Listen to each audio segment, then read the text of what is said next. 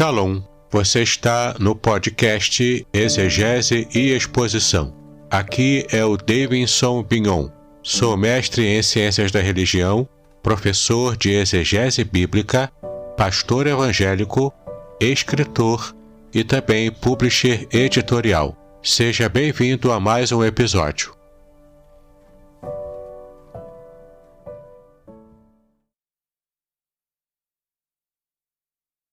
Estamos ao vivo, você que me segue no meu canal. Essa é uma live especial, onde vamos estar fazendo também a gravação de uma entrevista muito especial com o meu grande amigo e professor de crítica textual do Novo Testamento, o professor Adolfo Euclair. Boa tarde, Adolfo. Tudo bem contigo, meu irmão? E aí, Bignon, tamo junto aí, cara. Pô, beleza, cara. Conversando sempre com um amigo bom igual a você, a gente fica feliz, pô. É isso aí, né? Tá na luta aí para fazer as pessoas conhecerem um pouco mais das línguas originais da Bíblia, a exegese, aqui a crítica textual, que é um trabalho que auxilia muito na exegese, mas propriamente a crítica textual a gente vai conversar um pouco hoje de que essa é uma disciplina que nos auxilia, né, para que entendamos a Bíblia com muito mais tranquilidade. Mas então, vamos conhecer quem é o Adolfo Euclair. Então, diga para nós, Adolfo, quem é você? Cara, eu sou Adolfo Euclair, sou um caipira nascido no interior de São Paulo e agora estou exilado no interior do Paraná, né? E estamos junto aí, cara. Eu moro aqui no Paraná, em Maringá, Paraná, há 10 anos, né? Sou de Leme, São Paulo. Estudo grego aí um pouquinho de tempo, né? Sou formado em teologia, né? Pela Unifil, em 2017. Tenho mestrado em língua grega e crítica textual pelo Instituto Bíblico Elohim e atualmente eu curso história pela Unicesumar, né? Dou aula de grego à distância no meu canal, né? Eu tenho o meu canal e dou aulas de grego e crítica textual, que é minha praia, a principal área do meu interesse, né? Eu gosto de muitas coisas, mas acho que essa é a parte mais importante, uma parte muito importante e essencial para o cristianismo. E é isso aí, velho. Vamos levando a vida aí, entendeu? Com certeza. E o seu trabalho como professor, né, dessa área tão maravilhosa que é a crítica textual, como é que é o serviço, o trabalho da crítica textual, né? Que a gente vai também querer entender o que é a crítica textual, né? Vamos então colocar a ordem na casa aqui. Então, primeiro nos explique, professor, o que significa a crítica textual? O que é a crítica textual? Bom, crítica textual, dentro da teologia, ela se refere à reconstrução textual, ou estabelecimento de um texto, da leitura correta de um texto, ou da possibilidade de uma leitura ser correta. Porque todos nós aqui sabemos, a Bíblia não caiu do céu, né? Você disse isso numa conversa em off comigo, né? A Bíblia não caiu do céu, pronto, né? Ela veio copiada através de mãos humanas. E aí, sua letra é diferente da minha, a letra de tal pessoa é mais bonita, a minha letra é mais feia que de tal pessoa, e você vai copiar uma carta de amor, você vai copiar, você vai errar letras, você vai fazer borrões, você vai pular partes, isso tudo sem querer fazer isso, né? Então, você leva isso para a transmissão bíblica, você tem vários manuscritos, todos eles com diferença entre um e outro, né? Então, você tem essa diferença entre manuscritos. Aí, quando você pega 2.000 anos depois, em que a Bíblia foi escrita, quase 2.000 anos depois, em que a Bíblia foi escrita, e aí você pega, então, como é que temos confiança na Bíblia? Nesse período todo de transmissão, uma cópia é diferente da outra, então uma Bíblia foi sendo adulterada, uma cópia foi adulterando a outra, e isso. Essa é a pergunta que a crítica textual tenta responder. Qual leitura, se é do autógrafo, né, daquele que foi original, que saiu da mão do autor, né? Muito bem, estou interrompendo este episódio para estar falando para você sobre como conseguirá mais material como este para o seu enriquecimento bíblico. Eu, portanto, quero convidá-lo a conhecer os meus cursos gratuitos na plataforma Udemy. Há também o meu curso muito especial, Introdução à Exegese Bíblica, a um valor muito especial e que eu tenho certeza de que abençoará muito a sua vida. pois você poderá aprender o método que os profissionais da exegese usam para que possam fazer estudos bíblicos muito avançados. O curso é simples, direto e sem rodeios.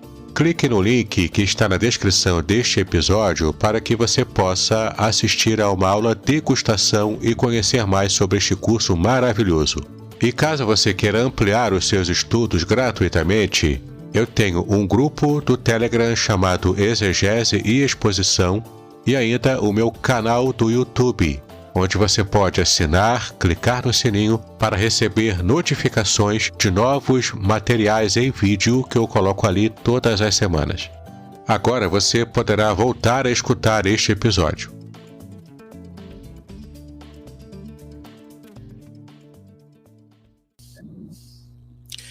Exato, e pensando nesse trabalho, né, que é um trabalho hercúleo, especialmente a crítica textual do Novo Testamento, é um trabalho assim de quase que um trabalho milimétrico, né? Porque nos refresca a memória aí, são quantas as incidências de manuscritos do Novo Testamento, dessas cópias, né, do Novo Testamento? Cara, assim, Dignão, são 5.800 manuscritos mais ou menos hoje, catalogados. Aí você tem desde manuscritos datados do segundo século até manuscritos datados do quinto século, 15º século, né, século XV. Você tem já manuscritos copiados no século XVI, mas eles já sofreram influência da reforma, né, da imprensa. Então, até o século XV, você tem manuscritos sendo copiados do padrão de à mão. Por isso são chamados manuscritos. Manuscrito, algo que é copiado à mão. E aí varia entre pequenas cópias desse tamanho, contendo apenas poucas palavras bíblicas, poucas letras bíblicas, até documentos inteiros e completos, né, como é o caso do Sinaítico, do Efraimita, e você tem também, dentro deles, partes faltando, né? Às vezes, o Evangelho de Mateus não vai até o verso, não vai até o capítulo 20, até Mateus 14, e você tem alguns chegando completamente ou parcialmente completo ou quase completo, né? Você pega aí o Vaticano. O Vaticano, ele é do século IV, ele só vai até Hebreus capítulo 8, se eu não me engano, verso 13, alguma coisa assim. Ele não contém Hebreus completo. Então, a crítica textual se preocupa em pegar esses documentos existentes e trabalhar com eles no estabelecimento do que foi ou do que não foi escrito, né? Porque nós só temos cópias das cópias das cópias. E assim se segue, né? É claro, e nesse estudo, né, dessa tentativa, né, da gente recompilar os manuscritos do que seria esse texto original, que nós não temos mais, né, temos apenas as cópias, e então a gente faz essa compilação para remontar o texto original do Novo Testamento. Existem teorias sobre essas técnicas de você colocar você recuperar, né, esses textos originais. São 3 teorias, não é isso? Você poderia explicar para a gente, de modo resumido, quais são essas 3 teorias, essas 3 formas de se fazer a reconstituição? Perfeito. Na verdade, essencialmente são 3, né? Sempre há mais do que a gente... Mas se a gente for pegar cada ponto certinho, a gente foge. A gente perde muito tempo numa coisa que não seria tão enriquecedora. Mas, essencialmente, você tem 3 linhas de reconstrução textual, né? Essencialmente, você tem 3 linhas. As 2 mais importantes é a linha eclética e a linha majoritária. E depois você tem o texto, você tem o chamado texto recepto. A linha majoritária, a linha eclética, ela vai pegar pelos documentos mais antigos. Então, a linha eclética é chamada de eclética porque o ecletismo é mistura. Ela mistura uma teoria entre os manuscritos mais antigos e a evidência interna. Então, ela mistura a evidência interna e os manuscritos mais antigos e faz com que as leituras sejam estabelecidas a partir desses 2 critérios, pesando eles sempre de igual maneira. É mais ou menos isso, né? A evidência interna é você analisar o que o manuscrito está escrito, a linguagem do autor, que palavra possivelmente ele utilizaria, qual palavra ele mais utiliza. Então, a evidência interna lida com isso. A evidência externa, ela lida com o manuscrito, a idade dele, de onde ele veio, que tipo de material foi escrito, que tipo de letra, onde foi encontrado, tudo isso influencia na evidência externa. Tudo isso é evidência externa. E a evidência interna, ela trabalha dentro do manuscrito, aquilo foi escrito ou não. Então, o ecletismo, ele mede, ele comede essas duas metodologias de pesquisa, ok?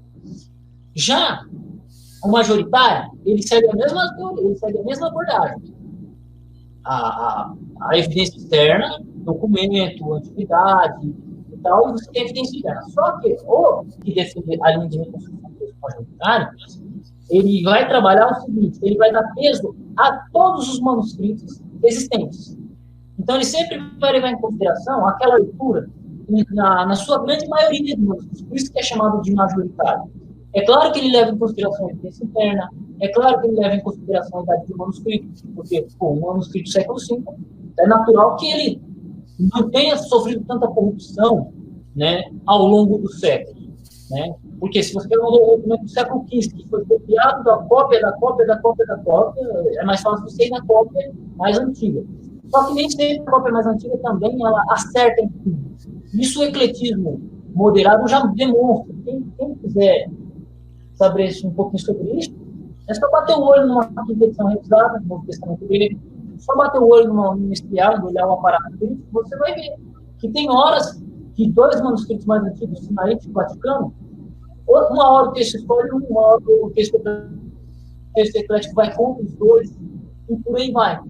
Enquanto que o majoritário não, o majoritário pega a grande maioria dos manuscritos, leva em consideração o testemunho dos documentos mais antigos, como Sinaítico, Vaticano, a paz da igreja, por aí vai, e bola para frente. E a terceira linha, que é importante, mas ela não é essencialmente uma linha de reconstrução. Até agora eu falei sobre métodos de reconstruir um texto. A terceira linha, essencialmente, ela não defende um método de reconstrução de um texto grego, ela defende um texto grego estabelecido. E esse texto é chamado de texto estético, que foi, tecnicamente, o texto utilizado na Reforma. Como assim? Erasmo de Roterdã foi lá,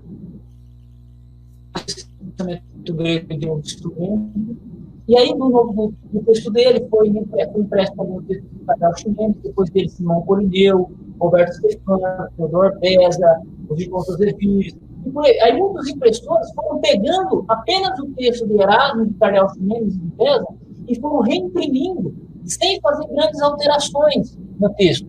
E aí, num dado momento da história, em 1600 e pouquinho, uma pessoa, os irmãos Josefius, colocam o nome do texto de uma publicação de um texto grego deles e falam assim, textum argum receptum, o texto que agora é recebido por todos. E aí o nome colou, igual piada que você não gosta, apelido que você não gosta, e colou. E aí, para facilitar a história, a gente vai lá e chama tudo isso de texto receptum. De certa forma, é um anacronismo, mas também facilita na pesquisa disso.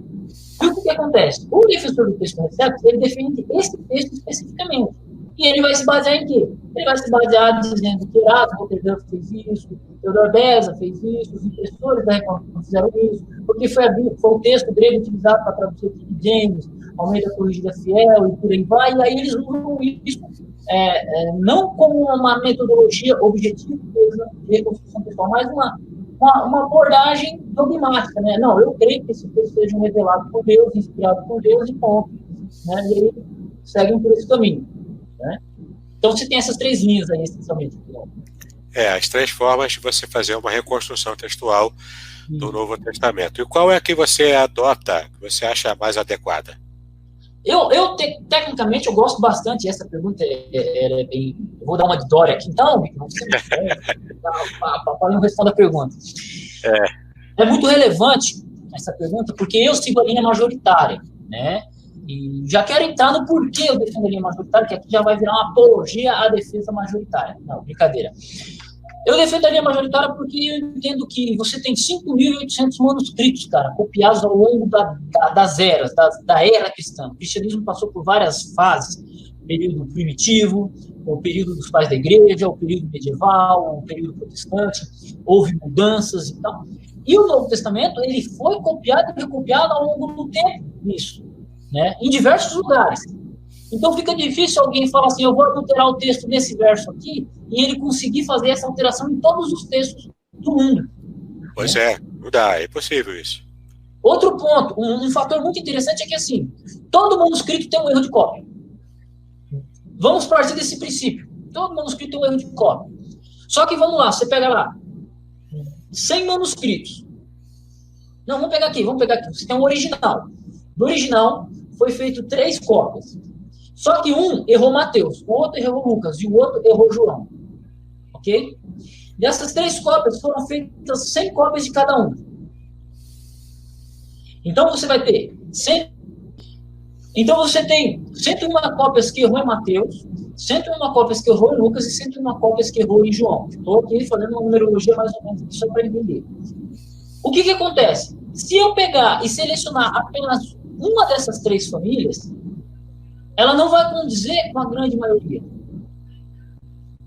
Se eu pegar, por exemplo, sem saber, misturar tudo, sem saber qual que é o autógrafo, sem saber qual que é a família, porque é isso que aconteceu. Sem saber quem errou em Lucas, quem errou em Mateus, fica difícil. Agora, quando você pega toda a leitura, todos os manuscritos, joga todos eles, e você compara um com o outro, você vai falar, peraí, esse grupo de manuscritos errou aqui, esse grupo de manuscritos errou ali, esse grupo de manuscritos errou ali. Só que esses 2 aqui concordam e esse aqui erra. Então, como esse aqui errou? Então, aí você tem a maioria pesando a leitura verdadeira, né? Agora, quando você pega apenas um manuscrito, eu vou pegar 3 manuscritos desses aqui, porque esses aqui são os mais antigos, só que eles também já contêm erros, né? E por aí vai. Então, eu estou colocando aqui uma maneira simplória, para a reconstrução textual majoritária, mas que, de fato, você pode levar a cabo que você vai perceber que 90%, assim, em todas as leituras, em cada verso do Novo Testamento, você vai ter uma atestação de 99%. Onde que você tem grande problema textual é 80%, né, de discordância. Então, é por isso que eu sigo por esse caminho. Porém, você tem no método eclético, no ecletismo moderado, uma teoria muito boa, uma teoria até que sólida, ao meu ver, se muito bem utilizada, se muito bem compreendida, que é assim. Você vai nos manuscritos mais antigos. Então, você tem lá a cópia original, você tem 3 cópias, uma de cada uma, né? E você tem 100 cópias para cada um. Então, você tem 300 cópias mais recentes, 3 cópias primitivas e uma cópia original. O método eclético, ele vai pegar as 3 cópias mais antigas, né, que são 3, que deram origem às outras, e eles vão tentar reconstruir o texto original a partir dessas cópias mais antigas, né? E com isso, eles vão pesar, vão observar, olhando essa questão externa, né, por eles serem cópias mais antigas, a idade, a antiguidade, e vão pesar com a evidência interna. Mas peraí, aquele manuscrito ele errou aqui, mas peraí, os outros 2 acertaram aqui. E tal, e em dado momento vão discordar e por aí vai, e segue, entendeu? Então é uma metodologia, acho que válida e justa, não é à toa que a grande parte dos grandes críticos textuais no mundo seguem, toda a academia, essencialmente. A maior parte das traduções em língua portuguesa seguem essa visão do texto eclético moderado, né? Isso, exatamente. E não só eles, a grande parte da academia. Você pega os grandes teólogos, todos eles são ecléticos, basicamente. São poucos majoritários, né? Hoje você tem, o único vivo que eu sei é o Grupo Kereg, né? O Paulo Anglada já morreu, Zan Serrotes já morreram, Robson e Pierre Point já morreram, e por aí vai. Então os caras já foram bater um papo com Deus já. Lá estão perguntando, e aí, me mostra aí o texto do Novo Testamento. Já vai que Deus guardou lá no céu, né? Mas então, como é que o exegeta, como é que ele pode buscar essas informações para fazer uma boa crítica textual, né? Porque eu sei que tem um aparato crítico do Novo Testamento. Mas, além disso, tem outras obras que ele pode pegar e pesquisar? Boa pergunta, Bignon. Primeiro, manda esse povo compartilhar a nossa live aí, pô. A vocês aí que estão chegando aí na live, compartilha aí, quem puder, né? Faz pergunta também que o Adolfo responde. Bora perguntar. A gente pode trabalhar até questão de tradução depois também, mas já chega compartilhando. Bom, essencialmente, no Brasil, vamos facilitar aqui. O que você encontra fácil no Brasil? Você digitou no Google e você acha para vender. Isso aqui, ó. Novo Testamento Grego, quinta edição revisada, da Sociedade Bíblica do Brasil. Sim. Nestlé Aland, edição 28, Nestlé 28, vendido pela Sociedade Bíblica do Brasil. Isso aqui você encontra fácil. Mercado Livre, estante virtual, site da Sociedade Bíblica Trinitariana, a lojinha que vende livro teológico da sua cidade. Um outro também que é muito conhecido, essa aqui é a primeira edição. Ele tem uma outra capa que é a segunda edição, que é esse aqui, Novo Testamento Grego Interlinear Analítico. Se você me der tempo, eu posso dissertar sobre cada um deles depois. Pode falar sim. Esses que você vai ter aparato crítico fácil. Esses é o que você encontra em língua portuguesa, tipo assim, publicado no Brasil mesmo, não precisa mandar vir de fora e tal. Então, nesses textos aqui, eu quero trabalhar com eles. Existem mais que eu vou abrir depois, mas eu vou dar preferência para aqueles que estão no Brasil, né? O Novo Testamento Grego, quinta edição revisada, ele é um texto grego publicado em 2012, né, pela Sociedade Bíblica Alemã, e trazido em 2016, 2017 pela Sociedade Bíblica do Brasil. Ele é o texto grego, né? Tem o texto grego. Deixa eu colocar aqui. Ele tem o texto grego aqui. Sim. Ele tem o texto grego e ele tem um aparato crítico que ele mostra algumas variantes, troca de palavras, troca de letras, testemunhos de isso, a nota de rodapé. Exatamente. O aparato crítico, ele é assim. Ele é a nota de rodapé. Só que o que acontece? Quando você fala nota de rodapé, você está falando de uma nota de rodapé que é uma explicação de alguma passagem bíblica, explicação do significado de uma palavra, uma nota marginal. Isso é nota de rodapé, isso é nota marginal. Aparato crítico é essa nota de rodapé especializada e específica para crítica textual. Então, quando você fala esse texto tem um aparato crítico, você está dizendo que o texto grego ele contém informações sobre manuscritos, pais da igreja e versões antigas, especificamente sobre isso. Ele vai tratar em forma de código, mas das variantes textuais. Ele vai ter exatamente. Esse aqui já é o Nestlé Aland. Ele segue a mesma coisa, né? Ele segue o texto grego e ele tem um aparato crítico, né? Deixa eu vir aqui. Aqui ele tem um aparato crítico, né? Qual é a diferença entre um e outro? Bom, os dois no texto grego, a mesma linha de reconstrução textual, seguem iguaizinhos nisso. Só que o aparato crítico de um e do outro é um pouquinho diferente. A quinta edição revisada, ela traz 1.400 variantes textuais do Novo Testamento. 1.400. E elas trazem bastante informações de pais da igreja, versões antigas, no aparato crítico. 1.400. Já o Nestlé Aland 28, deixa eu colocar um pouquinho melhor a câmera mais para cá. Já o Nestlé Aland 28, ele traz mais ou menos umas 8 ou 9 mil variantes textuais, só que ele não traz tanta variante textual, tanta informação para cada variante. Então, 1.400 variantes, quase 9 mil. Você tem 7 mil, 8 mil variantes textuais de diferença, mostradas no texto. Muita coisa, hein? Então, e aí no aparato crítico, a que tem menos variante textual, ela traz mais informação sobre cada variante, enquanto que o que traz mais variante tem informação sobre cada escrito apoia ele, qual leitura apoia ele, por aí vai. Ok?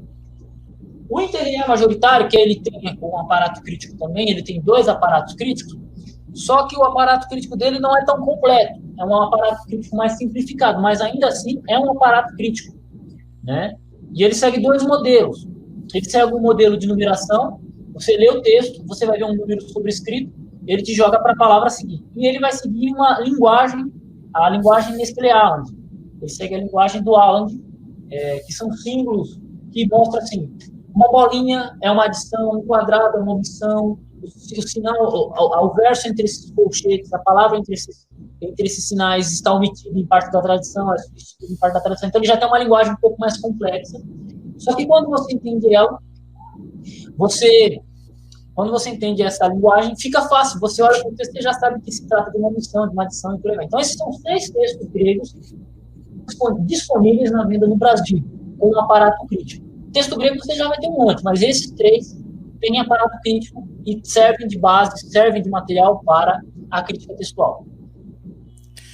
Porque, graças a Deus, no Brasil já está, né, aos pouquinhos sendo cada vez mais produzido material também envolvendo crítica textual, né? Tem também um livro da Sociedade Bíblica do Brasil, que ele faz uma catalogação de todas as variantes textuais do Novo Testamento, é um de capa vermelha. Isso. O Variantes Textuais da Sociedade Bíblica do Brasil, de Roger Manson, ele acompanha esse aqui. Então, por exemplo, a variante textual trazida na quinta edição revisada, ela é explicada na Variantes Textuais da Sociedade Bíblica do Brasil. As obras se complementam, né? Sim, com certeza. E assim, vamos tentar pegar aqui na prática como é que é uma análise de crítica textual envolvida com variantes. Tem uma passagem aí que você gostaria de citar como exemplo para a gente fazer um exercício aqui de análise de crítica textual? Pô, vamos pegar o comentário aqui do Ezequiel Sena, né? O Ezequiel Sena aí, ó, já põe aí em foco aqui sim, o Ezequiel agora Sena. que eu tô vendo aqui, isso mesmo, já foca aí aqui, ó. Vamos pegar aqui Marcos. Olha que interessante aí. Marcos, capítulo 1, versículo 1. Siga aqui o Ezequiel Sena. Se você quiser fazer perguntas, o professor Adolfo está aqui para te ajudar, para responder a sua pergunta sobre uma passagem bíblica que você tenha dúvidas sobre a atestação pela crítica textual. Exatamente. Aí alguém pode pensar assim, o cara aí acabou de dizer que defende o texto majoritário, mas aí ele vai olhar a variante textual na quinta edição revisada. É porque o texto, a quinta edição revisada, ela trabalha de maneira bem simples. A expressão Filho de Deus é bem atestada lá? Bom, o Ruiu-Teu, ele já está entre colchetes. Quer dizer que, de acordo com esse texto grego, ele tem dúvidas. E aí ele tem o número 1. Número 1, Cristo Ruiu-Teu, né? Cristo, Filho de Deus. Você é corrigido, trazendo, atestando, você tem um Codex Pesa, você tem um Codex L, você tem um Washingtoniano, você tem o minúsculo 2427. Essa leitura aqui é atestada pelo Vaticano, que é o manuscrito antigo, e o Washingtoniano, que é o manuscrito antigo, ambos do século IV. O Sinaítico, ele, aqui nesse aparato crítico, ele já é o Sinaítico, é a leitura do Sinaítico passado por a correção de um copista.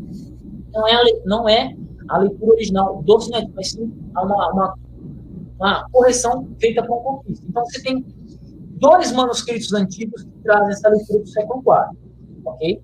Aí você vai ter Cristo Ruiu-Teu, que é a atestação mais completa, né? Cristo, Filho de Deus. Não é Cristo, Filho de Deus, e outra é Cristo, Filho de Deus. As duas leituras, mas as duas leituras são bem parecidas aqui. Peraí, Ruiu-Teu. Tá. Uma é Ruiu-Teu, que é Filho de Deus, sem o artigo, e a outra que é Ruiu-Teu, que é Filho de Deus com o artigo. Não muda em nada. Que ela é atestada no Alexandrino, do século V, na família F1, na família F13, na grande maioria dos manuscritos bizantinos.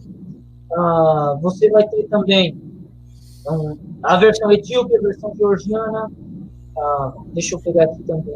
Você vai ter Vulgata Latina, você vai ter boa parte das Vulgatas Latinas, das Vetus Latinas, você vai ter a Siríaca, P, a Siríaca H, a Cópita Saítica, a Cópita Boraítica, e você vai ter Irineu, Ambrósio, Cromácio, Jerônimo, Orígenes, Astério, Serapião, Cirilo de Jerusalém, Severiano, Exílio, Vitorino, Tetal, Jerônimo. Você vai ter toda essa massa de testemunhos a favor da leitura de Cristo. A sua pergunta é, a expressão Filho de Deus, ela é atestada? Bom, temos aí os manuscritos mais antigos e a grande maioria dos manuscritos trazendo Filho de Deus. A única diferença entre elas é a questão do artigo, ok? Temos aqui, também, continuando na leitura aqui, né? Lembrando que Irineu, segundo século, Vulgata, século IV, Temos aqui também um outro pai da igreja que é antigo, a versão do quarto, quinto século, a versão síriaca varia entre o quarto e quinto século. Temos uma leitura aqui também, ó, Cristo, Ruiu, Tu, Quiriu, Cristo, Filho do Senhor. Né? Apenas um manuscrito chamado 1241, minúsculo, traz essa leitura. E temos apenas Cristo, o texto acabando em Arque, Tu, Evangelho, Cristo, Yesu, Cristo.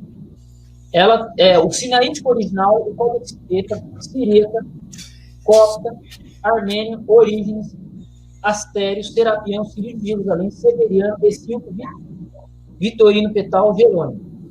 Né? Basicamente, você tem esses pais da igreja que apoiam. Então, você tem uma leitura que omite o UTU. E você tem um texto omitindo essa leitura completamente. Minúsculo 28, Irineu, latim, Epifânio também omite isso.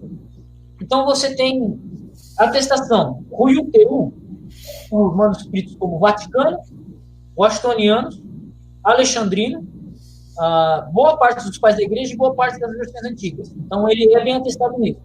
O único antigo que omite ele é o sinaítico original, a leitura original. Bom, então, ele é bem atestado, essa leitura. Qual a diferença? No caso aí, a diferença não faz assim muita... Não causaria muito prejuízo, né? Se fôssemos pensar. Então, Filho de Deus está tranquilo, né? A pergunta aí do Ezequiel Sena já devidamente respondida. Enquanto mais algum internauta faz uma outra pergunta aqui, eu gostaria que o Adolfo pudesse fazer uma análise da Coma Joanina, né? Que estávamos conversando em off. Se você puder já adiantando a Coma Joanina. Eu acho que é um exemplo interessante. Pô, a Coma Joanina ela é uma leitura muito interessante. Abra sua Bíblia no meio da Corrigida Fiel, Vignon, por favor. Sim, já estou com ela aqui, ó. Aí. Tá bom aqui. 1 João, capítulo 5. É 1 João 5, 28. Me permita iniciar com a história dessa variante textual aqui. Ela é muito legal, porque se você pegar... Lembra que eu falei do texto recepto, texto majoritário, e o texto recepto, majoritário e eclético? Sim, claro. O interessante é que se você pegar o Erasmo de Roterdã, que foi o primeiro homem que editou o texto grego, e que passaria futuramente a se chamar texto recepto anacronicamente, ele não concordava com a leitura de 1 João 5,7. Aí, olha que louco, cara. Quando ele publicou o texto grego dele, sem essa parte do texto, um outro editor, Cardeal Ximenes, e seus amigos, seus ajudadores, questionaram Erasmo de Roterdã, e Erasmo de Roterdã falou assim: se vocês me trouxerem um manuscrito que tem essa leitura, eu coloco na minha próxima edição. Os caras foram lá, levaram um manuscrito, ele olhou e falou: isso aí foi adulterado, pode ter certeza. Aí ele foi lá, colocou na segunda edição do texto grego de Erasmo de Roterdã, colocou na segunda edição dele, e colocou uma nota de rodapé enorme, dizendo que ele discordava dessa leitura.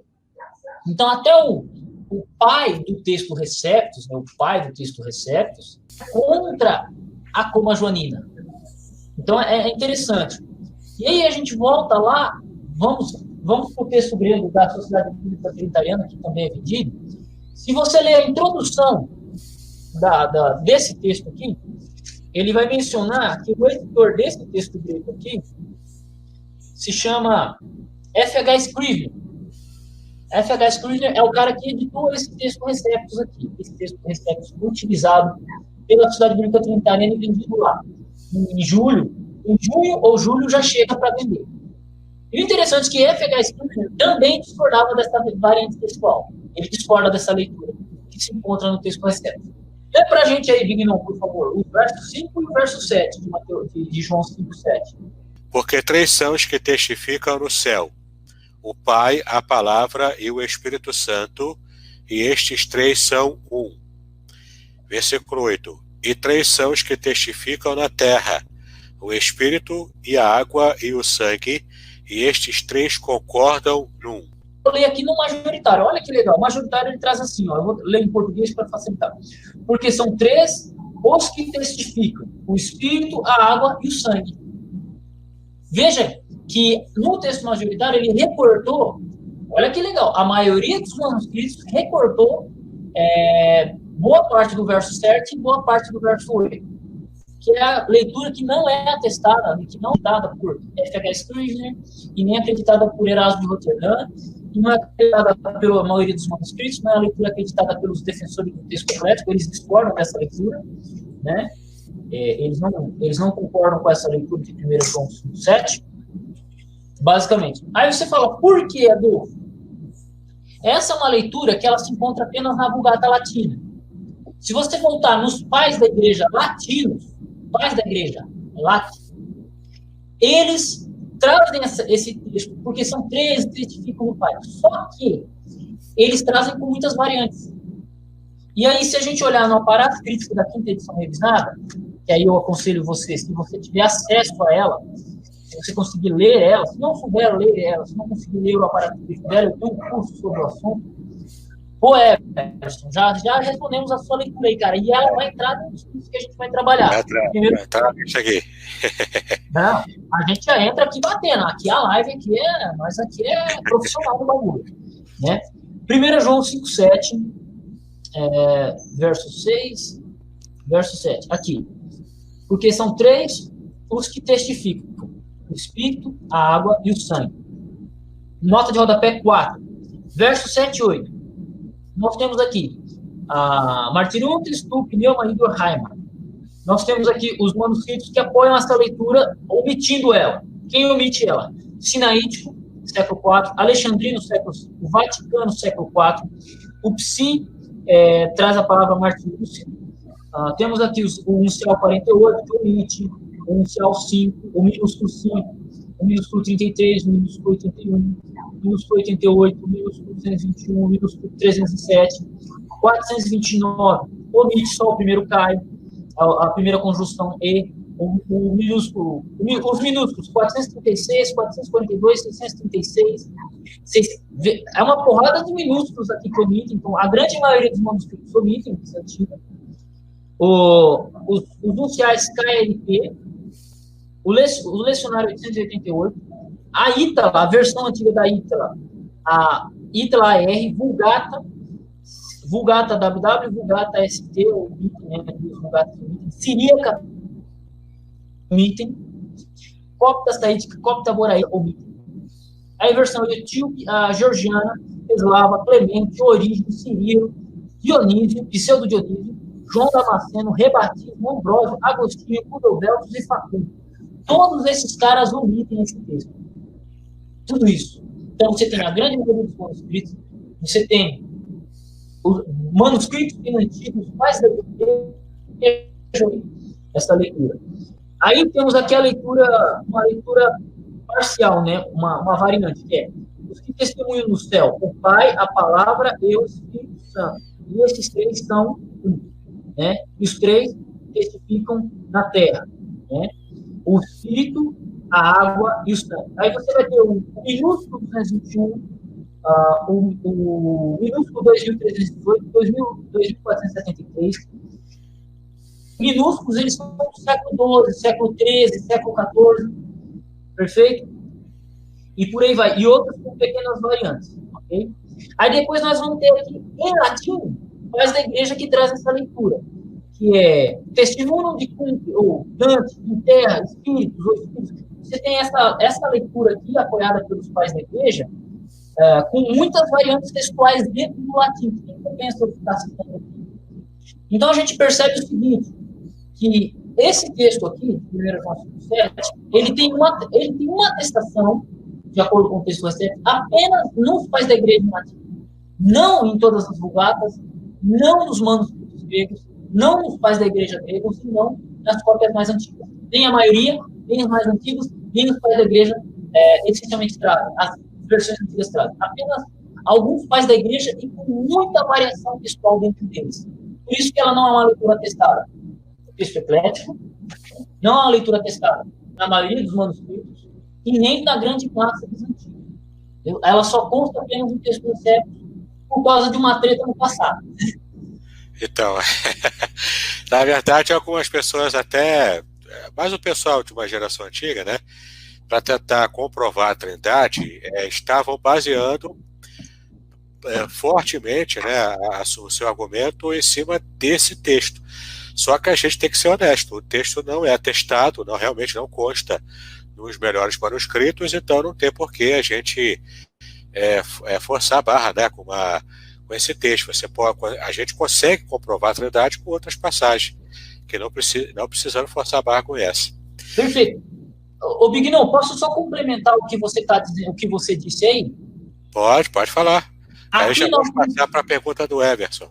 Isso, beleza. Eu só vou explicar e já explico um pouquinho mais da história do texto Receptus, e aí a gente conversa com o Everson Júnior aí. Tranquilo. O interessante é que a gente está discutindo aqui reconstrução, que é o primeiro passo da exegese, né? Então, quando a gente vai fazer exegese, o primeiro passo que uma pessoa vai fazer, antes da pessoa tirar qualquer conclusão teológica, doutrinária, ela vai fazer a crítica textual, ela vai fazer isso que eu fiz. Pegar o texto no grego, ver que leitura é atestada, que manuscrito atesta, se possível, vai lá no manuscrito, vai lá no pai da igreja para conferir, né, porque o aparato crítico ele não é um fim em si, ele apenas é um direcionador nosso para saber quem apoia quem torce para o Corinthians e quem torce para o São Paulo. É só para a gente saber quem é quem. Não é, mas ele não é um fim, porque o aparato crítico da criticação revisada, ele é um fim, mas ele não é toda informação sobre o assunto. Né? Tanto que você pode ver nas variantes textuais, você pode pegar Tischendorf, você pode pegar outros aparatos críticos como da família 35, que a gente quer entrar depois. Mas é essencialmente isso aí. Então, a gente está discutindo crítica textual para estabelecer o texto, para depois fazer uma análise exegética, para depois fazer uma análise teológica e histórica. Então, olha o processo que é estudar a Bíblia com profundidade. E esse é o convite do canal do Non, esse é meu convite para você. Estudar a Bíblia a sério, né? Levar a sério o estudo.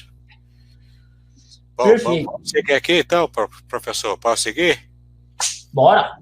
Everson, grande Everson, olha só a pergunta dele. Ele tem mais 2 textos aqui para a gente seguir. Olha só, ele pergunta. Em Apocalipse 22:19, a ACF diz parte do livro da vida. Já a Almeida Revista Corrigida diz livro da vida. Ele diz aqui ainda, diz árvore da vida. E a pergunta agora, por que essa diferença? Vambora. Primeiro, eu tenho que explicar que é o seguinte, a ACF, ela se baseia, tanto a ACF quanto a RC, ela é baseada no texto Receptus também, só que o texto Receptus dela já tem algumas alterações textuais concernentes ao texto eclético, mas 99% da RC, ela é Receptus. A Almeida da Corrigida Fiel também é texto Receptus, ok? Então, o que acontece? A Almeida da Corrigida Fiel é baseada no texto grego chamado Receptus, que é aquele texto que eu falei que foi Erasmo de Roterdã que editou inicialmente. Ok? E o que acontece? O Erasmo de Roterdã, quando ele vai editar o texto grego dele, ele tem meia dúzia de manuscritos na mão dele. Por quê? A igreja estava saindo do período estava saindo da Idade Média. Estava se iniciando os estudos, estava se começando o iluminismo. E o interessante é que quando ele pega o texto para emitir, o documento que ele pegou, os manuscritos, eles não eram completos. Um faltava um capítulo, um faltava um livro. Então, por isso que ele pegou ele teve acesso a apenas 6 manuscritos bizantinos do século XII a XIV. Talvez alguns do século XIII, e por aí vai. E nenhum desses manuscritos bizantinos que ele tinha continha o último capítulo de Apocalipse. Apocalipse 22 não estava completo. Esse texto ele faz parte do último capítulo de Apocalipse, Apocalipse 22. E o que o Erasmo de Roterdã fez para resolver esse problema? Ele pegou latina, ele pegou uma Vulgata latina, que já tinha sido impressa 50 anos antes dele, 60 anos antes dele, 70 anos antes dele, 60, 70 anos antes dele, 1450. E ele pega e retraduz do latim para o grego. Faz a tradução inversa. Ele faz uma tradução inversa. E o que acontece? Isso faz com que o último capítulo no texto recepto, principalmente da Almeida Corrigida Fiel, ele tenha algumas leituras que não são atestadas por manuscrito grego nenhum. Entendeu? E aí, para explicar essa variante textual para você, antes de ir para o texto grego, eu tenho que ir para a Vulgata Latina. Por quê? Eu conheço o texto, e a gente vai para a Vulgata Latina. A live era sobre crítica textual do Novo Testamento, e a gente faz parte, isso aí. Daqui a pouco a gente faz oração em latim aqui. Dorime, ameno, divano. Se Jesus tivesse voltado, a gente já dava a extrema-unção, né, em latim? A gente já dava extrema-unção aqui nos irmãos. Né? E olha que legal. Aqui vai falar o seguinte, ó. Apocalipse 22, verso 19. Et si quis demurit de verbis libri prophetis huius. Ao fet, Deus parte eis ligno vitae, et si vitae santa. Et diz, cai scripta in sunto livro isto. Aqui vai trazer escrito no livro da vida, que é a leitura do texto recepto, né? Que é a leitura da Almeida Corrigida Fiel. Ok? Então, aqui, o seu nome estará escrito no livro da vida. Mas me permite abrir em Apocalipse 22, verso 19, na Almeida atualizada. E se alguém tirar qualquer coisa das palavras do livro desta profecia, Deus tirará sua parte da árvore da vida. Então, enquanto que na Vulgata Latina repetiu-se a palavra livro, no texto, nos manuscritos gregos, eles trazem árvore. Entendeu? Os manuscritos gregos, eles trazem árvore, eles não trazem livro. Por quê? Fica estranho você falar assim, retirarei você do livro da vida, e não sei o que, o livro da vida, e não sei o que. Ele repete muitas vezes o livro. E aqui não, ó. E se alguém tirar qualquer coisa dos livros dessa profecia, Deus tirará sua parte do livro da vida. Não é do livro da vida, é da árvore da vida, da cidade santa, escritas nesse livro. Ele fala o quê? Se alguém tirar qualquer coisa das palavras do livro dessa profecia do livro do Apocalipse, Deus tirará sua parte da onde? Da árvore da vida. Das coisas que se acham escritas neste livro, no livro do Apocalipse. Entendeu? Então não faz sentido a palavra aqui, aí aqui já é um processo de evidência interna, você olhar e falar assim, não, é livro da vida. Porque livro, ele já citou livro no início e livro no final. Aqui ele está se referindo à árvore da vida que é mencionada várias e várias vezes. E o que acontece? Essa variante, livro da vida, ela não tem atestação grega, ela só tem atestação latina. Só latina, por causa da tradução inversa. Por causa da tradução inversa, porque no texto em latim, lá atrás, livro da vida, porque livro e árvore são parecidas em latim. Ligno, você tem ligno e libro. Então, você confunde árvore. O tradutor aqui, ao fazer a Vulgata Latina, ele confundiu ligno com livro, e aí gerou essa variante, e essa variante foi parar no texto recepto por causa da falta de acesso a materiais gregos completos. Entendeu? Incrível, né? Pô, é fascinante, cara. É fascinante, é incrível. Você perceber o quanto até mesmo as dificuldades, né, de um dado período histórico, como isso influencia nos períodos posteriores, inclusive na questão da tradução da palavra de Deus. Aí você vê como que é osso trabalhar com crítica textual, como é osso trabalhar com exegese, porque eu não entrei na área do que não é exegese. Eu só entrei no estabelecimento, estou falando de estabelecimento do texto bíblico, né, para depois a gente fazer exegese, depois a gente fazer teologia. E aí, Bignão, o cara entra na tua live e fica te fazendo perguntinhas sobre calvinismo, dando pontadinha de calvinismo, dando pontadinha de calvinismo. Pô, mano, isso aí não é nada. Me perdoe, tá? Mas essa discussão de arminiano e calvinista não é nada perto do sério da palavra de Deus. Porque o estudo, a gente vai lá no cerne, né? Vai lá aonde foi produzido e como foi produzida a questão da Bíblia nas línguas originais. Então, Everson, acho que nós conseguimos responder a sua pergunta E se alguém mais quiser fazer uma outra pergunta, fique à vontade. O professor Adolfo está aqui para te ajudar a compreender uma passagem bíblica que você tenha dificuldade. Adolfo, estávamos conversando em off sobre uma outra passagem do Apocalipse que você havia comentado comigo. Se quiser também falar aqui, enquanto os nossos espectadores aqui mandam mais perguntas, né? Para a gente tentar ganhar tempo. Se quiser fazer a citação, eu coloco aqui para o povo saber. Faz a citação aí de Apocalipse 22, verso 14, que vai ser um prazer, cara. Eu acho que essa é a passagem que eu mais gosto, cara, assim, de falar, porque... 14. Apocalipse 22, verso 14, cara, porque essa é a variante mais da hora. Antes de iniciar, ô Everson, muito obrigado pela pergunta, mano, porque você mandou a pergunta exatamente onde eu queria chegar, cara. Você pegou um cerne muito legal. Então, o texto Receptos, ele tem essa carência documental, né? E por aí vai. Então, Apocalipse 22, verso 19. Por isso que ele traz livro da vida sem atestação grega nenhuma, só com atestação latina, enquanto que a maioria dos manuscritos gregos, todos os manuscritos gregos, trazem árvore da vida. Até o texto majoritário, aqui ele traz aqui a palavra árvore da vida. Árvore da vida, ó. Zilu, apoto, zilu, tesois. Árvore da vida. Variante 13. Variante 13, um texto majoritário. Tu, zilu, majoritário, sinaítico, alexandrino. Contra, um texto crítico, né? Contra Bibliu, TR, que só se encontra apenas no TR, não se encontra em nenhum manuscrito grego. Ok?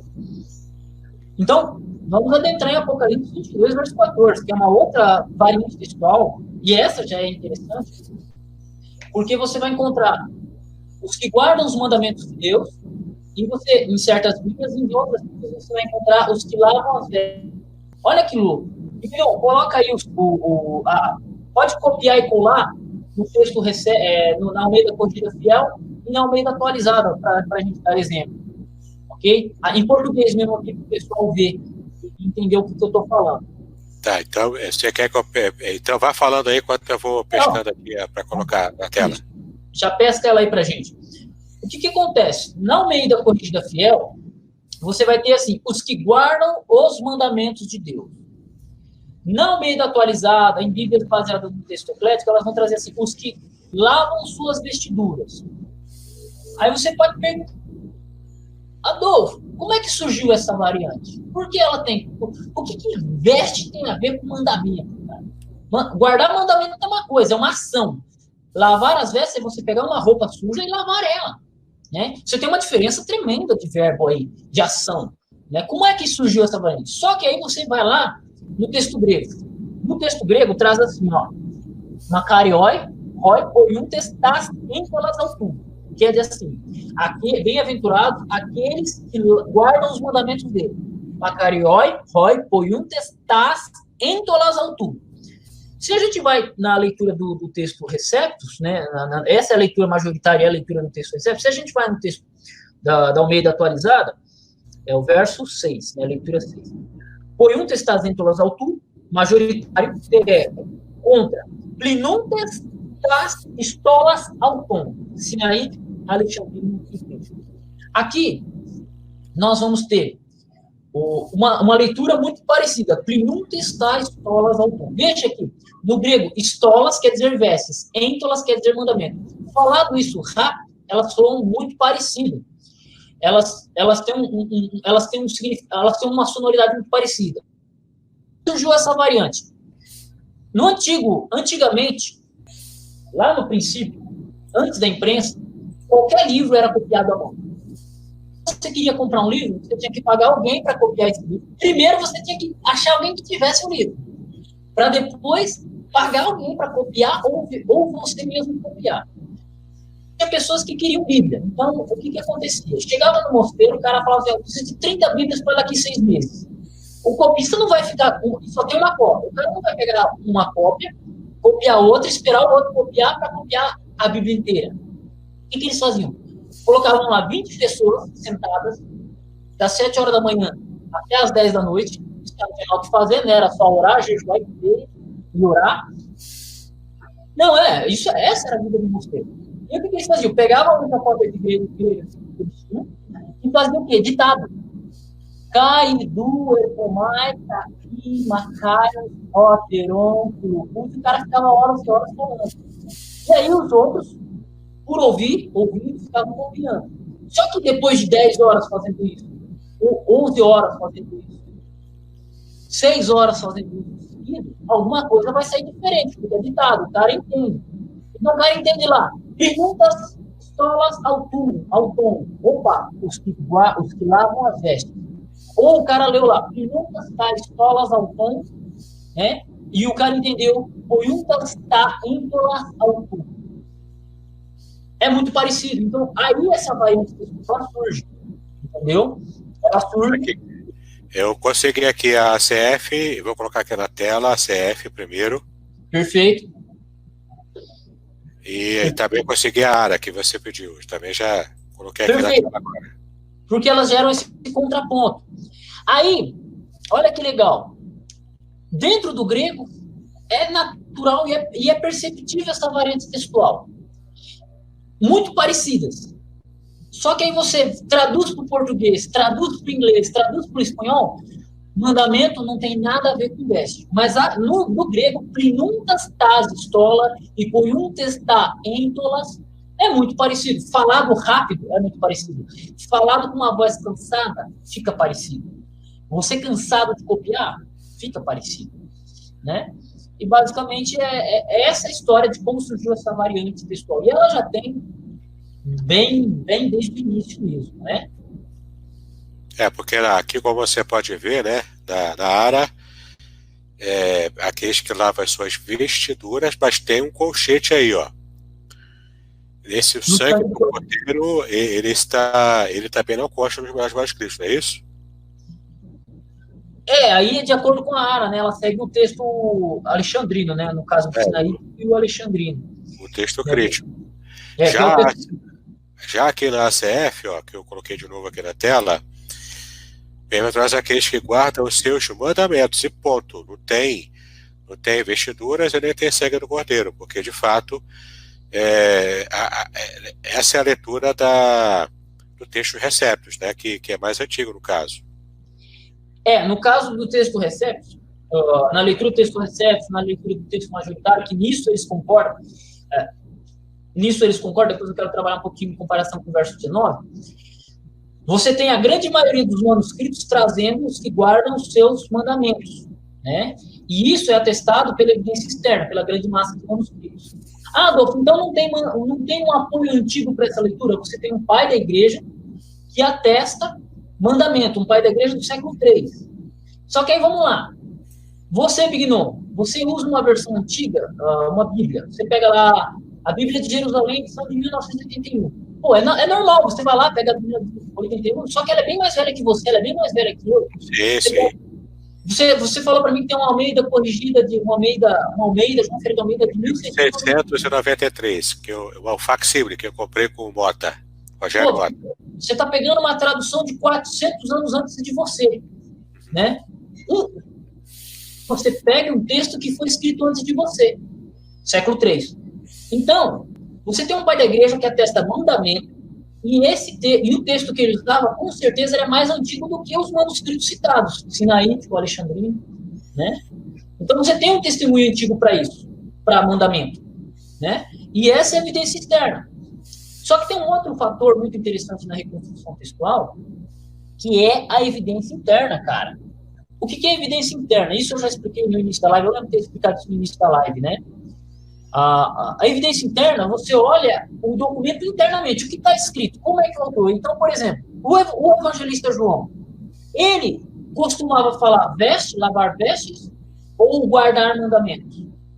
Aí você vai no Evangelho de João, você vai nas Epístolas de João, você vai no Apocalipse de João, e várias vezes você vai ver ele falando o quê? Guardar os mandamentos de Deus. Guardar o novo mandamento dos povos. Ele sempre fala isso. Filhinhos, não nos dão um novo mandamento, senão já dado pelos antigos, né? Você pega Apocalipse 14, verso 12, Apocalipse 12, verso 17. Os que guardam os mandamentos de Deus e têm a fé em Jesus. Então, várias vezes, João se refere ao mandamento. Não estou aqui falando defesa de determinada doutrina, não. O fato João fala isso. Não é discussão doutrinária. João fala isso várias vezes. Uma única vez ele fala lá em Apocalipse, na metade do livro de Apocalipse, ponto, né? Então, assim, e não faz sentido. Por que lavar a veste se a pessoa já está praticamente salva aqui em Apocalipse 14? Então, você tem certas perguntas que você faz para o texto que não ficam bem claras em ser lavar as vestes, e sim guardar os mandamentos, né? E por aí vai. Então, tem uma porrada de argumentação, que eu vou falar 2 horas só sobre esse texto. Esse versículo também dá pano para manga, né? Boa, não, qualquer variante que a gente pegar vai dar pano para manga. Aí você pode parar e pensar, mas peraí, Adolfo, o texto está errado em Apocalipse 22, verso 19, mas ele está certo em Apocalipse 22, verso 14. Quase isso. É basicamente isso. Nem todo o texto grego acerta em tudo. Pois é, não é? Entendeu? Agora, professor Adolfo, eu tenho outra pergunta, enquanto mais pessoas vão colocando aqui, ó. Opa, surgiu aqui mais uma. O Cristiano está dizendo que o seu áudio está cortando, mas aí é internet, né? Não tem jeito. José fez outra pergunta, graça e a paz do Senhor Jesus, como harmonizar Mateus 11:13 com Lucas 16:16? Um grande abraço. Pô, é um prazer responder. Isso aí é um texto muito legal, que é aquela tradução. É mais fácil. Vamos abrir o texto? Vamos ao texto, né? Melhor. Pô, vamos abrir o texto em português. Isso aqui eu vou explicar muito da hora. Bignon, qual que é a tua prática aí com livros, com os livros sinóticos? Os sinóticos, a prática, quando eu faço a minha exegese, eu vejo a semelhanças e diferenças entre os sinóticos, né? Pô, os três evangelhos sinóticos, eles são parecidos 100% ou não? Não, 100% não. Mas são bem próximos. Mas 100% é claro que não. Exatamente. Nós temos aqui em Lucas 16 um texto muito legal. Depois, nem precisa abrir, ô Bignon, porque aí eu já vou explicar aqui. Temos aqui, a lei e os profetas duraram até João, e desde então é anunciado o reino de Deus, e todo homem emprega força para entrar nele. O legal é que você tem uma palavra aqui chamada duraram. Essa palavra duraram, se você abrir o texto grego, não consta no original, ok? Então, o texto, na maneira traduzida, literalmente, ele vai ser assim, a lei e os profetas até João. Desde então é anunciado o reino de Deus, e todo homem emprega força. É assim que Lucas relata essa passagem, tá? Não quero trabalhar mais questões sobre tradução, porque essa adição da palavra duraram, ela gera uma contradição com o verso 17. Por quê?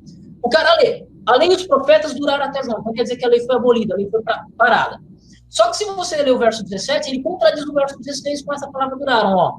É mais fácil passar o céu e a terra do que cair no tiro da lei. Ué, num verso ele abole a lei, no outro verso ele atesta a continuidade da lei? Contraditório, né? Então, essa palavra durar é uma adição do tradutor. Mas vamos ler o texto. A lei e os profetas até João. O que o texto está dizendo aqui? Que a lei e os profetas no sentido do Messias. A lei e os profetas falaram do Messias até João. Perfeito? Ok? Agora vamos para Mateus 11:13, que eu já até sei que texto que é um texto fascinante. É um texto, esse mesmo texto, que eu já estou até com ele aberto aqui na CF. Lê para nós aí, Bignon. Diz aqui, ó, porque todos os profetas e a lei profetizaram até João. Aí, no verso 13, nós temos aqui, porque todos os profetas e a lei profetizaram até João. Agora, olha aqui, até João. Agora, olha aqui, Lu. Esse texto do verso 13 aqui de Mateus, ele traz a palavra profetizar no grego. Profetizar o quê? A vida do Messias. Entendeu? Qual que é o problema aqui, meu amigo? Qual que é o problema em Mateus 11, linkar um com o outro? Não tem problema. Porque quando Mateus relata, ele lembra da palavra profetizar. Quando Lucas relata, ele não coloca a palavra profetizar. Ele simplesmente lê os profetas até João e segue em frente à vida dele. Por quê? Mateus, ele tinha o hábito de ser mais detalhista. Lucas... Era Lucas, mais resumido. Lucas, isso então. Mateus, ele era mais detalhista, ele era mais preciso, ok? Lucas, ele já escreve as coisas de maneira mais rápida, mais sucinta. Então, quando você pega uma comparação entre os evangelhos, não é só esse verso que você vai encontrar isso. Você vai encontrar outros versos nos evangelhos, que se você comparar Mateus com Lucas, Mateus com Marcos, Mateus ele é muito mais detalhista do que os outros. Entendeu? É natural, porque o Big No, ele enfatiza uma coisa, eu enfatizo outra, a pessoa que está lá enfatiza outra. E tal. Porque... São pontos de vista de um mesmo ponto, né? Mas são diferentes. Exatamente. E fora que a gente tem que lembrar que Mateus tem um público, Lucas tem outro público e Marcos tem outro público. Por exemplo, Mateus, ele tem um teor mais judaico, né? Ele mostra Jesus fazendo discursos, Jesus debatendo com os caras da lei, voando com os pés no peito dos caras e pá. Marcos já mostra Jesus um cara ativo, Jesus um cara que vai lá e faz, olha, Jesus andou com tanto, aí Jesus correu, aí Jesus era um teletransporte, aí Jesus fez não sei o que, pá. Não mostra um Jesus muito ativo. Por quê? Marcos, ele escreve o Evangelho de Marcos para romanos. É o público-alvo. Fora que você também tem algumas expressões romanas, centurião, e isso você encontra onde? No Evangelho de Marcos. Né? Então, você tem uma pegada, um público mais romanizado aqui. Né? Então, e aí Lucas? Lucas era um cara que tinha uma cultura grega, Lucas era um cara que parece que ele era médico, né? Parece que ele era médico. Aí você pega Lucas, como é que ele retrata Jesus? Jesus curando um monte de nego, doente. Né? Então você tem ênfases diferentes. E na hora de escrever certos detalhes, essas ênfases fazem toda a diferença. O Maurílio está fazendo uma pergunta pessoal para você, se a sua internet está boa hoje. Eu acho que tá. Eu acho que tá cortando um pouquinho, mas tá, né? Tá cortando um cadinho, né? Agora aqui, ó, a pergunta minha para você. Final longo de Marcos ou final curto? Cara, essa aqui é melhor atestado na crítica textual. Pô, cara, vamos abrir aqui abrir. A última vez que eu abri isso aqui para ver o final longo de Marcos, cara, foi para fazer o meu vídeo na 4ª edição revisada, né? E depois eu não dei. Eu lembro, eu assisti esse vídeo. Esse final longo de Marcos é uma treta, por quê? Se você pegar ele nos manuscritos mais antigos, pelo método eclético, ele não consta, porque todos os manuscritos ecléticos, sinaítico, alexandrino, vaticano, eles matam o texto ali. Ponto. Eles matam o texto ali e finish. Ok? Já você pega a grande maioria dos manuscritos, eles trazem o final longo de Marcos, né? Você pega pela grande maioria dos manuscritos. Deixa eu só pegar aqui, claro. verso 8, deixa eu só achar aqui. Verso 8, aqui. A leitura omitem os versos 9 a 20, Sinaítico, Vaticano, 304, Siríaca, Copta, Armênia, Georgiana, Eusébio, Cesareia, Epifânio, Exílco, Jerônimo e por aí vai. Então você tem dois manuscritos antigos e alguns pais da igreja omitindo, fora uma versão antiga que é a Copta. Aí, o que acontece? Você tem variação na adição no texto em si. Você tem manuscritos que trazem um final mais longo e outros um final menos longo. Né? Por exemplo, acrescenta-se o final breve, que é um final breve que vai do verso 9 ao verso... O verso 9 ao verso 11, alguma coisa assim, deixa eu ver aqui. O final breve é um verso 9 e verso 10 só. Isso. Acrescenta-se apenas o final breve, uma versão antiga, uma verso latina. Acrescenta-se o final breve e os versos longos, e o verso longo, o Codex L, o Codex Psi, o Uncial 083, 099, minúsculo 274, 579, lecionário 1602. Você tem a versão siríaca, você tem a versão copta, você tem várias versões etíopes. Você tem manuscritos que trazem o verso com nota crítica, família F1, 205, outros manuscritos que trazem o verso 9 a 20, Alexandrino, Efraimita, você tem o Beza. O Astonianos, ele é do século IV, tá? Ele tem a mesma idade que o Codex Sinaítico e o Codex Vaticano.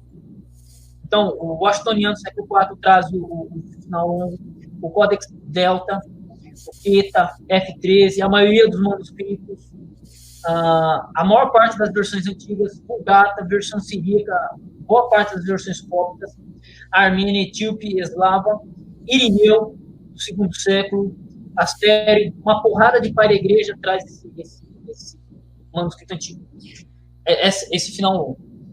Então, o que acontece? Você tem alguns manuscritos que falam, esse verso, Marcos acaba aqui.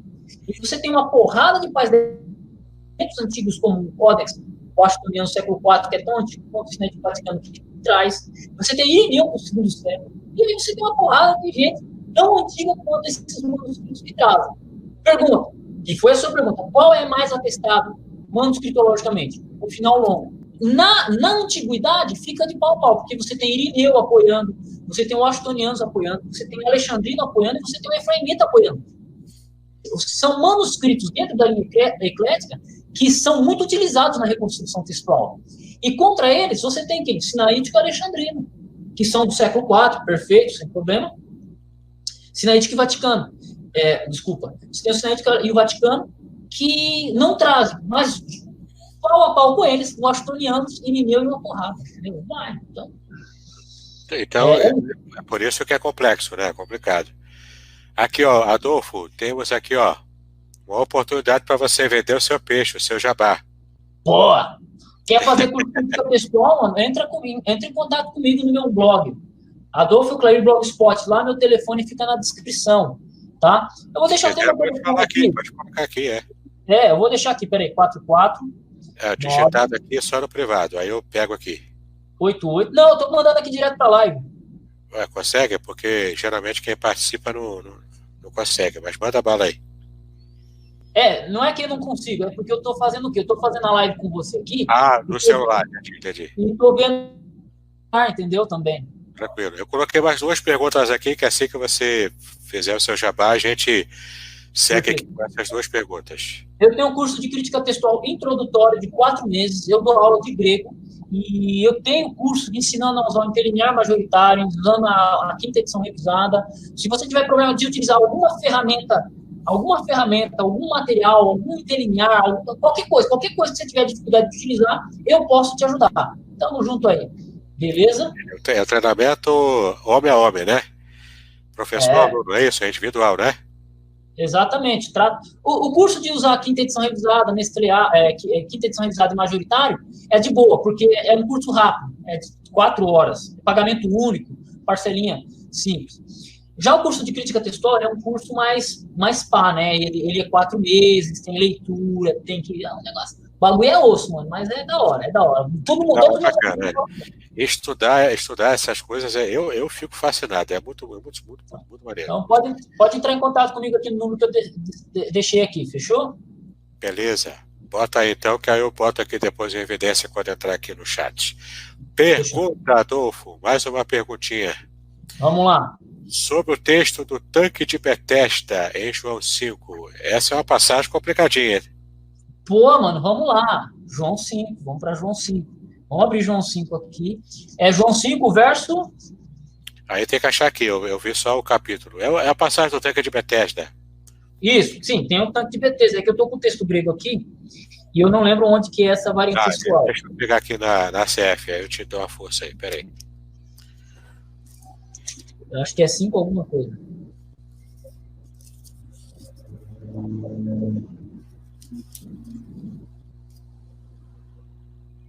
Deixa eu ver se eu acho aqui, ó. 5:39? O 39 é examinar as escrituras. Eu tô em Lucas, pô. Desculpa aí. É igual. Aí fica osso, né? Aí complica, né? Eu sei que é no comecinho. É no primeiro versículo, 5:1. João 5:1. Então tá. Temos aqui. Metatalta. O homem era um judeu era paralítico, né? Aí você tem o tanque de Betesda. O texto em português, deixa eu dar uma olhada nele. Leia aí para mim. Quer que eu leia aqui? Você quer que eu leia... Eu vou ler desde o começo, ó. João capítulo 5, versículo 1. Depois disto havia uma festa entre os judeus e Jesus subiu a Jerusalém. Versículo 2. Ora, em Jerusalém há próximo à porta das ovelhas um tanque, chamado em hebreu Betesda, o qual tem 5 alpendres. Versículo 3. Nestes jazia grande multidão de enfermos, cegos, mancos e ressecados, esperando o movimento da água. Versículo 4. Porquanto um anjo descia em certo tempo ao tanque e agitava a água, e o primeiro que ali descia, depois do movimento da água, sarava de qualquer enfermidade que tivesse. Versículo 5. E estava ali um homem que havia 38 anos, se achava enfermo. Não, o verso omitido é o verso 4, né? Aqui no aparato crítico diz que o verso omitido é o verso 4. Por causa da tradição antiga do anjo remexer lá. Está atestado ou não essa passagem? Vamos lá. Eu estou aqui com a quinta edição revisada aberta, ok?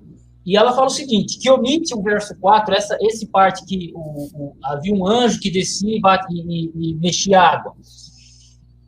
O P66, que é um papiro, P66 e 75, que são 2 papiros do século III, omitem. Sinaítico, Vaticano, Efraimita, Beza, o Tal e o Washingtonianos omitem. Então, você tem todos os manuscritos mais antigos omitindo essa passagem. Ok? Aí você tem versões antigas, como a Ítala, a Vetus Latina D, F, L, Q, omitindo. Vulgata, omitindo. Siríaca, omitindo. Copta, todas as versões coptas, omitindo. Armênia e Anfiolóquio, omitindo. Então, você tem um grande peso de omissão dentro dos manuscritos mais antigos. Ok? Agora, já complica, né? Já complica para a passagem.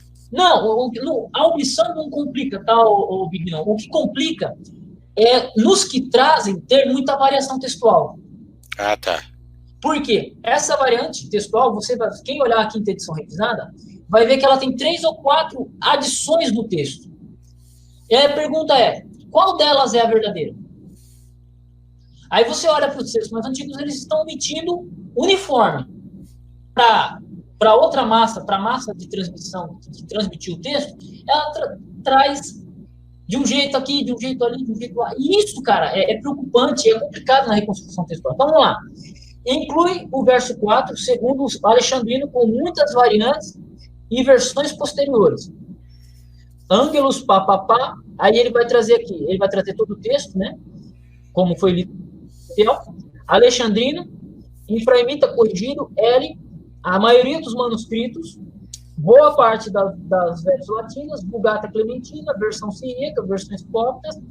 Temos aqui Etíope, aí temos alguns pais da igreja. E aí entra uma coisa legal. Temos Dídimo, Crisóstomo, Cirilo, Tertuliano, Hilário, Ambrósio.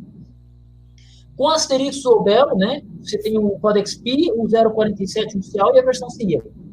Aqui temos, atestando essa leitura, a grande maioria dos manuscritos, de maneira mais ou menos uniforme, e nós temos um pai da igreja do final do segundo século, que é Tertuliano. Então, temos uma leitura, pelo menos um pai da igreja que conhecia esse texto antigamente. E a grande maioria dos manuscritos trazendo. Só que você tem alguns manuscritos bem antigos, tão antigos quanto ele, que é o P65, que é um papiro, não é um pai da igreja, e o P75, são 2 papiros que não são pais da igreja, são documentos gregos mesmo, que não trazem, né? Então, fica aí um negócio meio embalado, entendeu? Um vai dizer que omitiu, o outro vai dizer que não é que removeu, e por aí vai. Da sua opinião, removeu ou não removeu o anjo? Eu sou a favor que esse texto ele seja autêntico. É porque você tem um pai da igreja do segundo século, final do segundo século, início do terceiro. Dá um peso, né? Que de certa forma traz um peso. E de onde que ele tirou isso? De que texto ele tirou isso? Então, é um texto que tem antiguidade, não é um negócio assim, não, só o papiro, ou só isso, ou só aquilo. Não, você tem pelo menos uma atestação antiga para ele, né? Entendi. Entendeu? Eu tenho mais uma pergunta, mas eu vou colocar na frente aqui na fila uma pergunta enviada pelo Mano Maicon. Ó, manda aí. Vamos responder essa e mais uma e já era. Pode ser, Big Vou ler aqui, ó. Pode ser essa e mais a minha e acabou. Mateus 28, 19. Falso ou autêntico?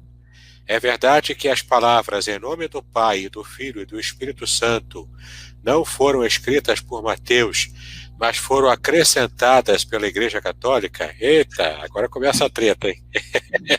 Ô, Biglião, vamos voltar naquilo que eu falei. Antes da gente fazer exegese, antes da gente fazer teologia, antes da gente fazer qualquer coisa, a gente faz o quê primeiro? Estabelece o texto. Estabelece o texto. Estabelece o texto. Tá. Eu não vou nem precisar abrir aparato crítico aqui, porque é simples. Quem fala que Mateus 28, 19 foi omitido, ele não está falando com tanta base. Ele não está falando com tanta base manuscritológica, ele está falando com base teológica. Ele não crê na Trindade, então ele remove o verso. Entendi. É perigoso, é perigoso. Então, quando a gente vai falar de textual, a gente não pode falar do ponto de vista teológico. Eu creio na Trindade, eu vou defender o texto. Eu não creio na Trindade, eu vou omitir o texto. Não é assim que funciona. É perigoso isso. 1 João 5,7. Nós somos trinitários, nós poderíamos estar aqui defendendo ele, mas a gente estaria defendendo o indefensável, porque não tem base manuscritológica para defender ele. Ah, não tem. Nesse texto, então, de fato, é falso. Perfeito. 1 João 5,7. Agora, Mateus 28, 19... 1 João 5,7, Mas aí, Mateus 28, 19, você olha, em todos os manuscritos que contém Mateus 28, completo, traz o verso. Você olha em todos os pais da igreja que citam Mateus 28, 19, eles trazem completos. Você tem lá Irineu, que não traz, sem problema, mas você tem Tertuliano do 2º século que traz o texto. Aí você pode falar assim, não, Adolfo, mas o pai da igreja não é o suficiente para mim. Os manuscritos gregos são do século IV, e não sei o quê. Tá bom.